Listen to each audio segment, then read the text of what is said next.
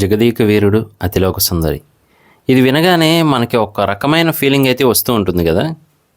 దానికి main reason అయితే megastar Chiranjeevi గారని చెప్పుకోవచ్చు, అలాగే అతిలోక సుందరి శ్రీదేవి గారని చెప్పుకోవచ్చు. వీళ్ళిద్దరిని కలుపుతూ మ్యాజిక్ సృష్టించిన మన కె రాఘవేంద్రరావు గారి డైరెక్షన్ అని చెప్పుకోవచ్చు, అలాగే అశ్విని దత్ గారి ప్రొడక్షన్ వాల్యూస్ అని చెప్పుకోవచ్చు. వీటన్నిటితో పాటు ఆ సినిమా మ్యూజిక్ అని కూడా చెప్పుకోవచ్చు. మరి ఇదే సినిమాని ఇప్పుడు రామ్ చరణ్ గారు, జాహ్నవి కపూర్ గారు రీమేక్ చేస్తే, రీమేక్ అంటం కంటే కూడా పార్ట్ 2గా తీస్తున్నారని చెప్పొచ్చేమో. సో మరి డైరెక్టర్ ఎవరు అంటే మాత్రం మళ్ళీ కె రాఘవేంద్రరావు గారే. కాకపోతే ఇక్కడ మనం గమనించాల్సింది ఏంటి అంటే మాత్రం, ఇంతకుముందు ఆల్రెడీ కె రాఘవేంద్రరావు గారు మన శ్రీకాంత్ గారితో పెళ్లి సందడి తీశారు, అలాగే వాళ్ళ అబ్బాయితోనే రోషన్ గారితో పెళ్లి సందడి తీశారు.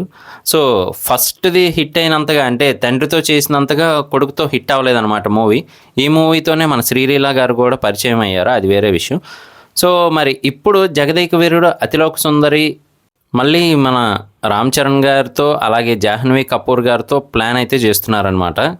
మెగా ఫ్యాన్స్కి అలాగే ముఖ్యంగా రామ్ చరణ్ గారి ఫ్యాన్స్కి ఇదైతే చాలా ఇష్టమైన మూవీ అని చెప్పచ్చు. మరి అప్పట్లో అంతగా ఈ గ్రాఫిక్స్ కానీ ఇదంతా లేనప్పుడే ఆ రేంజ్లో తీసుకెళ్లారు మూవీని. మరి ఇప్పుడు ఇంత టెక్నాలజీ వచ్చేసింది, ఎలా తీస్తారు అనేది ఒక హైలైట్. అలాగే అప్పటి మూవీకి అంటే జగదేక వీరుడు అతిలోక సుందరి మూవీకి అయితే మాత్రం ఆనంద్ సాయి గారి తండ్రి గారు అయితే ఆ సెట్ అంతా కూడా వేశారనమాట ఆ రోజుల్లో.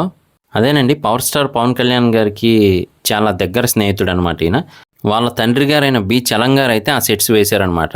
పైగా ఫస్ట్ టైం ఒక ఆర్ట్ డైరెక్టర్ ఫోటోని అప్పట్లో వాల్ పోస్టర్స్ మీద వేసేవారంట. సో మరి జగదేక వీరుడు అతిలోక సుందరి సినిమాకి అంతగా అయితే ఇంపాక్ట్ చూపించిందని చెప్పొచ్చు ఆ సెట్ అంతా కూడా.